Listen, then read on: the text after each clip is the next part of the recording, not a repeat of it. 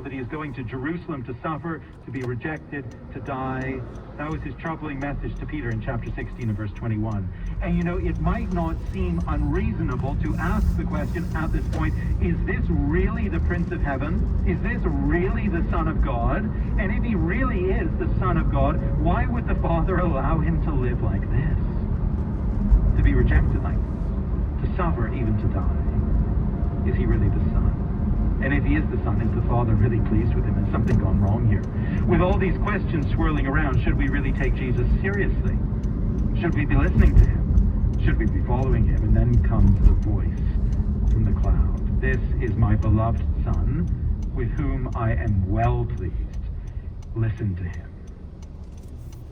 All that is taking place in the earthly ministry of Jesus Christ, his self-humbling in the incarnation, his modest way of life, his rejection and his suffering, none of this represents a rejection by the Father himself. None of this is a denial of his divinity or his dignity or his heavenly glory. No, this is all part of the divine plan.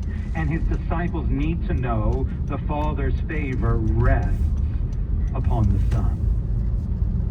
This whole scene, in a way, is a dramatic fulfillment of a key Old Testament psalm that speaks of the enthronement of God's king on Mount Zion, a king whom the Lord calls his Son. This is Psalm 2. And you might like to turn there with me. You don't need to if you don't want to, but if you feel like it. Psalm 2. I'd like to read the psalm. Don't worry, I'm not going to try and expound the psalm as a little side note here. I won't do that. I'll resist all temptation. But I'd like to read the psalm, and as I read it, what I'd like you to do is to consider how the scene on the Mount of Transfiguration replays the drama of this psalm, which is spoken prophetically, and in a sense, in an interim way at least, fulfills the vision of the psalm. Psalm 2, just follow it with me and keep in mind the Mount of Transfiguration. The psalmist asks the question, why do the nations rage and the peoples plot in vain? The kings of the earth set themselves, and the rulers take counsel together against the Lord and against his anointed, his Christ, his Messiah, saying, let us burst their bonds apart and cast away their cords from us. And we think of the rulers of the day plotting against the Lord's anointed on the road to Calvary even. He who sits in the heavens laughs. The Lord holds them in derision. Then he will speak to them in his wrath and terrify them in his fury, saying, as for me, I have set my king on Zion, my holy hill. So the psalmist says, I will tell of the decree. The Lord said to me, you are my son. Today I have begotten you. Ask of me, and I will make the nations your heritage, and the ends of the earth your possession. You shall break them with a rod of iron and dash them in pieces like a potter's vessel. Now, therefore, O kings, be wise. Be warned, O rulers of the earth. Serve the Lord with fear and rejoice with trembling. Kiss the Son, lest he be angry and you perish in the way. For his wrath is quickly kindled. Blessed are all who take refuge in him. As Jesus is shown in glory on the mount, and as the Father declares him to be his beloved Son, with whom he is well pleased, what is the message? The message is this: the nations may rage, the rulers of this world may plot against the Son, may even send him to a cross of shame, but he is God's appointed King for Zion. The symbolism is unmissable. And the instruction could not be more clear. Back to Matthew 17 and verse 5. The instruction there in verse 5 is so simple, but it is profoundly important. Listen to him. That's the Father's instruction to those who would hear. There will be many compelling voices swirling around Jesus and the disciples in the day to come. Many people will challenge him. Many will mock him. Many will reject him. Many will be tempted to take the side of the opponents of the Son of God. But be very careful, says the Father. Be very clear on this. You must listen to him. That is the instruction from heaven above. The great prophets of old and the Father above, they have come together to affirm that Jesus is the one to whom we must listen. He is heaven's Son. He is heaven's prophet, heaven's messenger. Do not let the simplicity of his presentation and the humility of his appearance and the ferocity of the opposition confuse you or divert you. Listen to him, says the Father. That's the instruction that's given in such a scene of drama and wonder. That's the instruction of the Father above. And so let's just stop here. We must stop, mustn't we? And we must ask the question, are you and I listening to Jesus Christ? Are we paying attention to Jesus Christ? Are we taking seriously what Jesus Christ has to say to us? Remember again the context here. Jesus is in the midst of an earthly ministry that is marked by humility, by opposition, by suffering and scorn. The world is not impressed by him. The disciples will be tempted to turn away, but the Father says, listen. And you know, the situation today is not so far different from that situation of the disciples then. Jesus does not look impressive to the world around us today. The popular causes of progressivism, whatever that means, and the ascendant voices of cynical culture have no time for Jesus, no time for his word. They have no respect for the carpenter of Nazareth. To follow Jesus today, it means awkwardness. It will mean marginalization in many places. It could easily lead to embarrassment, ostracization, loss of opportunity, and much worse besides. The loud voices of society, the leading voices of celebrity, they have other things to say. They have other messages to drive home. And you and I, we will be tempted to listen to them. We will be tempted to turn down or to switch off the voice of Jesus Christ, but will we listen? Will we listen? Will we listen to the voice of Jesus Christ in his word? Will we listen to the call to repent, the call to believe, the call to obey, the call to follow? What has Jesus just said to his disciples? What was the instruction he just gave? Remember his call, one that probably they didn't want to hear, one that we probably don't want to hear. Notice it again with me, chapter 16 and verse 24. If anyone would come after me, let him deny himself and take up his cross and follow me. For whoever will save his life will lose it, but whoever loses his life for my sake will find it. Listen to him, says the Father. Are we listening? Are you and am I? You're listening to Encounter the Truth with Jonathan Griffiths and a message called The Son of Heavenly Glory. It's part of a larger series, In the Presence of the King, looking at Matthew 17 today. Stay with us. We're going to pause for just a moment, but we'll get back to the message in a little bit. Well, if you ever want to find out what's going on in the ministry, there are a few different ways you can do that. You can connect with us on social media, and you'll find the links to do that through our website. Just come to encounterthetruth.org. When you're there, you can also sign up for our newsletter. That's a great way to find out what's happening in the ministry. And when you're at the website, you can check out our weekly e-devotional. So I hope you'll take advantage of those opportunities online. Another thing to do, if you ever miss a program, you can listen through the website. You can stream the program, or you can download an MP3 for free. That's at encounterthetruth.org. Well, let's get back to our message. Again, we're in Matthew 17 as we continue, the Son of Heavenly Glory. Here is Jonathan. Jesus is a glorious Son to whom we must listen, and next, Jesus is a glorious Son who casts out fear. Notice how the disciples respond to what the Father says, verse 6. Both to the words of the Father and actually to the scene before them. This is their response. When the disciples heard this, they fell on their faces and were terrified. But Jesus came and touched them, saying, "Rise and have no fear." And when they lifted up their eyes, they saw no one but Jesus only.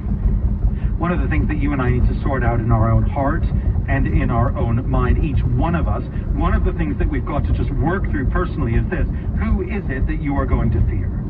That's a very important question. I mean, there might be plenty of things that concern us, things that we find daunting. There will be plenty of people whose opinion matters a great deal to us, whose judgment we respect. But who is it in the final accounting that we will fear? Remember that Jesus is speaking into a situation where there is fear in the air, there is concern, there is anxiety about what is going to take place. Only days ago, he told Peter that he was going to go to Jerusalem, suffer at the hands of the religious leaders, and then be killed. Fearful prospect. Peter, he couldn't cope with it. That's what we saw. He wanted to go with Jesus to be welcomed by the great and the good, but not rejected. Then Jesus takes the instruction to the wider group of disciples. They come after him. It's gonna mean denying self, taking up a cross, following him. You need to lose your life if you're going to find it. And the thought of this, it's a frightening thing. Clearly, following Jesus is going to mean shame and cost and rejection and suffering. But now Jesus has taken these three disciples up the mountain, shown them his glory, demonstrated his authority, given this great glimpse, this foretaste of what it will be when he comes in his kingdom. And their response as they hear these things and hear the Father's voice of commendation, their response, verse 6, is to fall on their face in terror. Now just pause and reflect on that for a moment with me. In this dramatic encounter on the mountaintop, in this very revealing exchange, something has shifted within the disciples. Something has certainly shifted within Peter. Down at the base of the mountain, when Jesus was explaining what was going to take place, the natural tendency, the natural temptation for the disciples was going to be to fear man. That was going to be the draw, to fear man, to fear those around them who might oppose them and even persecute them. Their concern was naturally going to be focused far too much on the opinion and the response of people. But then Jesus explained that he would be coming in judgment. He took them up on the mountain. He revealed his glory. And what's happened to the fear of man? Where has that gone? Well, in this moment of time, it is but a distant memory, isn't it? It is drained away. The fear of man has been replaced by an awe, a speechless wonder, a true fear of Jesus Christ himself. This visit to the mountaintop, it has, for this moment at least, replaced the fear of man with the fear of God. Sometimes a visit to a place of authority is quite a helpful thing. It can have quite a dramatic effect. As I think back to my days at high school, it strikes me that the school's building was designed with a certain sense of reverential respect for authority built into it. I don't know what your school was like, but I think this was true of mine. The school I attended had a large assembly hall, a chapel, I guess, where the floor, as I remember it, sloped downward toward the stage, the platform. So the front rows of the pews were fairly low, and then the platform itself was elevated really quite high. And on the platform, there were a couple of very ornate chairs. Thrones would really be the appropriate term for them. And in morning assembly, the principal would be duly seated upon his throne, and a sense of the weight of his office and his authority would be impressed upon us visually thereby. But more striking than that, I think, was the design of his office. There was a kind of administrative wing to the building, and if you needed to go there, which was generally something you tried to avoid at all costs, but if you needed to make a little visit, you would enter an outer area of that wing, and you would need to speak with the secretary at the desk and then be given admission. And if you were to meet with the principal, you would be taken down a further corridor and ushered into a great room, his private office, which could only be described in its proportions as immense. It really was. From what I can remember of it, there was a large mahogany table, like a dining table used for meetings.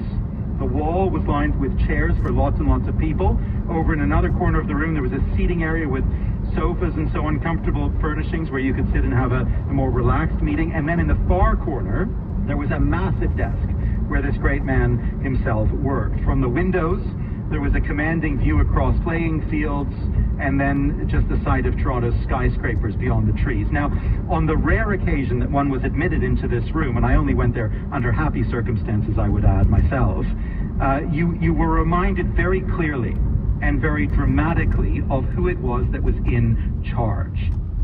That was the whole design. That was the point. The whole authority structure of the institution was contextualized and quickly placed into order by a quick visit to the principal's office. I don't think many schools are built like that these days, but the design was actually very, very effective. The visit to the mountaintop was a profound reminder, really an eye-opener for the disciples as to who it was who was really in charge. And in that visit, their fear, their concern about who to really care about, whose opinion to value, it was dramatically reorganized and reoriented. At the bottom of the mountain, they might have feared the religious authorities, the opinion makers and the opinion movers of Jerusalem society. They might have feared the Roman authorities, but at the top of the mountain, they quickly learned that there is just one person to fear, Jesus Christ himself. When the disciples heard this, they fell on their faces and were terrified. Now, the disciples, they weren't wrong. They weren't wrong to fall on their faces, and they were not wrong to have a reverential fear of God in that moment. There is something appropriate about that, I think. The fear of man has been overwhelmed and has been replaced by the fear of God, at least for this moment. There will be slippage later, of course. But the response of Jesus now is so gracious, and he now removes the sense of terror, verse 7. But Jesus came and touched them, saying, "Rise and have no fear." It's a beautiful moment, isn't it? The disciples have been filled with awe. They've seen something remarkable, Jesus in his glory. They are rightly filled with the fear of God in this moment. But the glorious Son, he comes to them in this moment of terror, and he doesn't just speak to them. Notice what he does. He touches them. He puts his hand upon them and says, "Rise and have no fear." And at that moment, then, the whole drama is finished. It's over. The transfiguration is consigned now to a moment of history. It is completed, verse 8. And when they lifted up their eyes, they saw no one but Jesus only. Moses, Elijah, the heavenly voice, they receded from the scene. Now it's just the disciples and Jesus. But what has he done for them? What has he given to them? He has redirected their fear, hasn't he? He has taught them a new fear, the fear of him, a reverential fear of him, the exalted one. But as they have seen him in this new light and learned to reverence him in a new way, all other fear is gone. Jesus has brought them to a place of awe, and then he has cast out all fear. And this is precisely what the disciples needed. It's precisely what they needed on the heels of that call to take up their cross and follow him. It's precisely what they needed in order to prepare them for what was soon to take place. Jesus' arrest, his trial, his suffering, his death. And as they go down the mountain, and we won't have time to grapple with these verses, but as they go down the mountain, he's going to remind them, verse 12, of his suffering that is certainly going to come. And to be ready for the hard days that are ahead, they needed the glory. They needed the glory of the transfiguration. They needed the awe of the moment. They needed the fear of Christ. They needed his gracious hand upon them. They needed his admonition to cast out all fear. It's just what they needed. And friends, it is just what you and I need too. You and I will walk out the door of this place into a world that is a fearful place, a world that is threatening, a world that does not respect Jesus Christ, a world that does not give regard to his people. And I can tell you this, there will be trouble. And there will be opposition. For us in following Jesus Christ, there will be cost, there will be a cross to bear. Your friends at school this week, they may mock you. Your colleagues at work, they may despise you. Your family at home, they may reject you. And the great danger for you and for me is not that we will suffer loss for the sake of Christ. That's not the great danger. The great danger is that we will blush to own his name. We will fear more the opinion of others than the censure of our Lord, and we will lose heart. We will be found unfaithful. We will abandon the way of discipleship altogether. And to strengthen us for faithfulness, we need to see with the eyes of faith our Savior exalted high, shining in his glory, commended by the Father, coming again in power. We need to learn once more to fear him above all others, and in fearing him, we need to feel his reassuring hand upon us and hear his voice of comfort saying to us, "Rise and have no fear." Jonathan Griffiths here to Encounter the Truth, and a message called The Son of Heavenly Glory, part of our series, In the Presence of the King. And if you missed any of the previous broadcasts in our series, come and listen online. Our website is encounterthetruth.org. There you can stream the program or download an MP3 for free. Again, the website is encounterthetruth.org. Well, Encounter the Truth is able to be on this station, make the website and the podcast available because of your generosity. And as you give a gift this month, we want to say thank you by sending you a book called An Anchor for the Soul, written by Paul Mallard. And Jonathan, who is this book written for? Well, this book is for anyone who's walking through a time of trial or difficulty, and I'm so conscious that there will be many listening to the program today who find themselves exactly in that space. And if that is you, if you're walking through the valley of trial, I'd love to get this book into your hands to be an encouragement to you from the scriptures to look to the Lord and find your hope in Jesus during this time. There will be others who are listening today and who have friends and loved ones who are going through a very difficult season in life. And perhaps you could get hold of this book and give it to that loved one and bring encouragement to them today. I'd love to get it to you. Well, we want to send you a copy of this book, An Anchor for the Soul, as our way of saying thank you for your financial support. You can give online at encounterthetruth.org or over the phone. Our number is 1-833-99-TRUTH. Again, the website is encounterthetruth.org, and the phone number is 1-833-998-7884. You can also write us at Encounter the Truth, 2176 Prince of Wales Drive, Ottawa, Ontario, K2E0A1. Or in the U.S. at Encounter the Truth, 215 North Arlington Heights Road, number 102, Arlington Heights, Illinois, 60004. For producer Mark Brenna and our Bible teacher Jonathan Griffiths, I'm Steve Hiller. Thanks for listening, and I hope you'll join us next time. Jonathan Griffiths, Encounter the Truth every weekday morning at 9 here on KAAM. The message this morning, the Son of Heavenly Glory. You can reach them by phone. It's 1-833-99-TRUTH.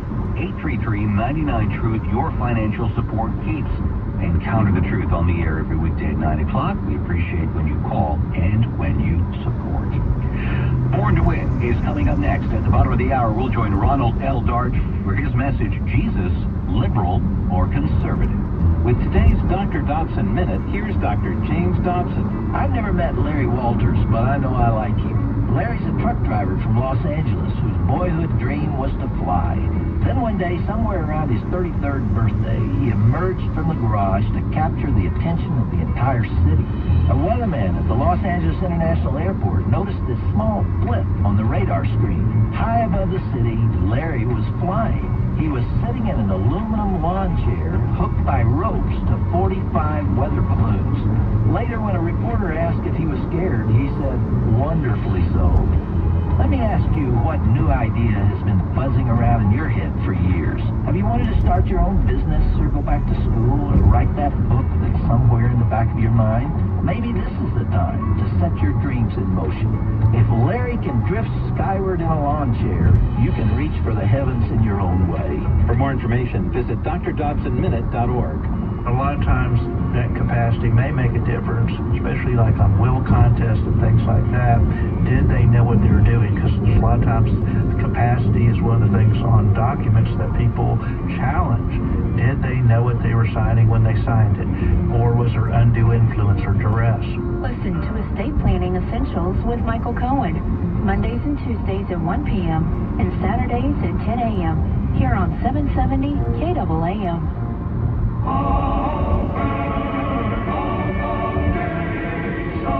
Shadrach, Meshach, and Abednego. You've heard their names, but do you know the whole story? Do you know there was a fourth man in that fiery furnace? Who was he? This week on Through the Bible Bus is in Daniel, and Dr. J. Vernon McGee shares some very comforting words for God's people going through fiery furnaces of their own. You'll hear Through the Bible with Dr. J. Vernon McGee, weekdays, 8:30 a.m. here on KAAM. A dog? I'm not. I was born for purpose. To bring you hope. To guide you out of darkness. To stand by you as you rediscover life. When past battles cloud your mind, I push them away. You tell me I'm your hero, just as you are mine. You hold me when you're afraid, whisper that I saved you. With me by your side, no challenge is too great, no night too dark. I'm your guide, your companion, your friend, your light. A dog? I'm not. With me, you see the world again. Discover hope at Dogs Inc. Visit us at dogsinc.org to learn more. Did you know? VA home loans are a key to home ownership for those who served. When you're in the military, you reach a point in your career where you traveled enough, and that was our situation, and we were ready to retire from the military, and we found a house here that we felt would be a great environment for our children to grow up in. The process is, I would say, fairly easy. I've done it 3 times now, so I'm a repeat customer. My message to veterans, active duty, retired, is that seriously look at the VA home loan program. It has been transformational to my family because we were wanting to look for a home here in the DC area that we could settle down in. Home for me is family. It's a place where you know your neighborhood, you know your neighbors. It's not just the house, it's really what's around that makes it home. To learn more about VA home loans, visit va.gov/home loans.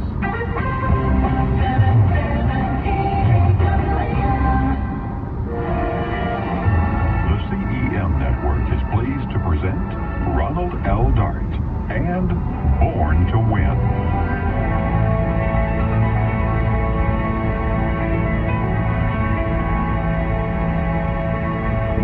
Was Jesus a liberal or a conservative? Looking around the political landscape today, you would sort of think that he must have been one or the other, because there are people out there who are Christians who take very strong right or very strong left positions, and since they're Christians and they're supposed to be following Jesus, then one of those groups must be wrong about something, because Jesus can't be both places, can he? Now, I feel fairly sure that the words liberal and conservative did not mean the same thing when Jesus was carrying out his earthly ministry as it does today. In fact, today, both terms are basically kind of pejorative. I mean, you say somebody's a liberal, you're insulting him. Now, if you say he's a conservative, well, that's putting him down.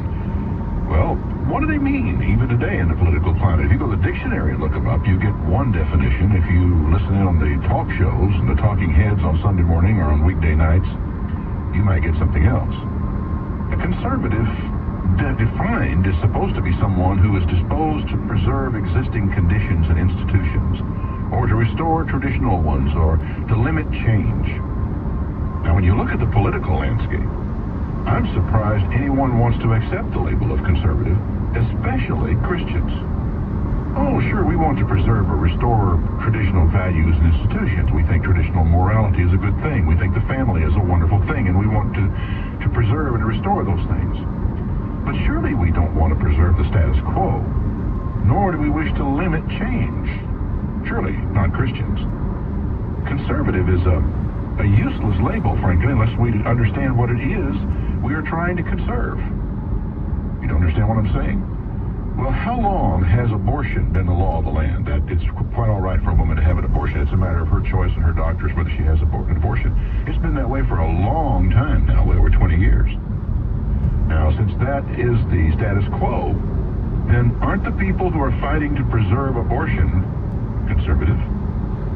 Because they are trying to conserve what is. They're trying to conserve this institution of abortion, which is now the status quo, the law of the land, what's expected. You know, there are a lot of good people in this country who are Democrats and a lot of good people who are Republicans. And Christians, in my opinion, are making a big mistake by staking out a Christian political position, a position on the political right or the political left. Dedicated Christians are, by nature or in the nature of things, ideologues. And consequently, we just don't have the pragmatism to work effectively in the political arena, because there's a lot of lying goes on in there. And people who go into the political arena and try to tell the truth are very likely to turn themselves into victims. Now, Christians can turn up at the meetings of both political parties. And if they did turn up in both places, they might be able to heal some of the terrible political divisions in the country. But the problem is, if you take a look at us Christians in the world, we have to be about the worst peacemakers around. We can't make peace among one another. Why in the world should anyone think that we could ever make peace among political parties? We've all got hopes of peace in Northern Ireland and between the Protestants and the Catholics over there. It's easy to forget, though, that long, long battle has been a battle between Christians. But nevertheless, Jesus said, "Blessed are the peacemakers, for they shall be called the children of God." And you know, if you're really serious about abortion, the place to deal with it is at the intellectual level in both parties. You will never get anything done about abortion, one way or the other, by making it a party issue. I would think that would be clear by now, but I don't see any signs of it starting to dawn on anyone. Now, in the interest of full disclosure, I am neither a Democrat nor a Republican. I am independent politically, as a disciple of Jesus, as an evangelist, as it were, as a preacher of Christian values. I don't feel it's my job to be in one political party or the other. Now, liberals and conservatives in this world are defined by political values. If you're a Republican, you're a conservative, and if you're a Democrat, you're a liberal, supposedly. But that brings me back to my original question, and this is why I'm not a Republican or a Democrat. What about Jesus? Was Jesus a liberal or was Jesus a conservative? I'll talk about that when I come back after these words. Can you imagine the combined population of North Carolina, South Carolina, Georgia, and Florida wiped out? Since the Supreme Court decision allowing abortion, more than 58 million lives have been destroyed. Can we engage in such destruction and not pay for it? For a free program titled The Class That Never Was, write to Born to Win, Post Office Box 560, White House, Texas 75791, or call toll-free 1-888-BIBLE-44. So what about Jesus? Was he a liberal or was he a conservative? In the Sermon on the Mount, which has to be the most fundamental of Jesus' teachings, he had this to say: "Think not that I am come to destroy the law or the prophets. I am not come to destroy, but to fulfill. For verily I say unto you, till heaven and earth pass." Now they haven't passed yet, right? Check out the window and see if they're still there. "Till heaven and earth pass, one jot or one tittle shall in no wise pass from the law, till all has come to pass. Whoever therefore shall break one of these least commandments and shall teach men so, he shall be called the least in the kingdom of heaven. But whoever shall do and teach them, the same shall be called great in the kingdom of heaven." Okay, we got the picture, right? What Jesus is taking here is a strong conservative position. No, the law hasn't been done away with. I've not come for that purpose. I have come to actually strengthen the law. I have come to fulfill it, to make it stronger. And if you read through the rest of the Sermon on the Mount, you come to a very strong conclusion. He did exactly that. Jesus' approach to the law was really pretty strict. And he said not only did he not come to do away with parts of it, he came to do away with none of it. Not one jot, not one tittle. Now, I would say that is a very strong conservative position. In the same speech, Jesus went on to say, "You have heard it has been said by them of old time, you shall not commit adultery. But I say unto you that whoever looks on a woman to lust after her has committed adultery with her already in his heart." Now, the way some people talk about these things nowadays, you would think the more liberal position would be to sort of relax the rules on adultery and say, well, adultery is wrong, but if you're in love, maybe it's not that big a deal. But Jesus didn't take that approach. He didn't relax it. If anything, he tightened the screws down a little bit further on it. Now, this is a reaffirmation of traditional moral values. And not only that, but the argument is for the internalization of these values. Now, would you agree with me that that's a pretty strong conservative position? Now, it's especially true when you look at the definition of liberal. There's a whole line of things that are in the dictionary under liberal. One of them says free of or not bound by traditional or conventional ideas, values, etc., open-minded. Now, that's a definition of a liberal. And if you would go apply this to what Jesus said about adultery and what he said about the law, you would never conclude from that Jesus is really a liberal, would you? Well, there's more to know about this man, and this is where the problem begins to arise. In Mark's 7th chapter, some Pharisees came to him, and some of the scribes from Jerusalem. And when they were kind of watching Jesus to see what he did, they noticed that some of his disciples ate bread with defiled, that is to say, with unwashed hands, and they found fault. But the Pharisees and all the Jews, except they wash their hands off and do not eat, holding the tradition of the elders. Okay, so we would say the Pharisees then were conservative, wouldn't we? They were holding fast to the tradition of the elders, and they were very critical of some of Jesus' disciples because, well, they were liberals. They weren't washing their hands before they eat, according to the tradition of the elders. When they come from the market, they said, except they wash, they don't eat. The Pharisees don't, and many other things which there be, which they have received to hold, like the washing of cups and pots and brazen vessels and tables. And then the Pharisees said, well, now why do your disciples not walk according to the tradition of the elders, but they eat bread without washing their hands? Now here is a traditional belief. Jesus' disciples paid no attention to it. Jesus cared nothing for it. For Jesus, what was important was the heart, not the hands. He said, do you not understand that whatever enters in at the mouth goes into the belly and is cast out into the draught? But those things that proceed out of the mouth, come forth from the heart, and they defile a man. For out of the heart proceeds evil thoughts, murders, adulteries, fornication, theft, false witness, and blasphemies. These are the things that defile a man. But to eat with unwashed hands, that doesn't defile a man. Now, here we are. Remember the definition of a liberal? Free of, or not bound by, traditional or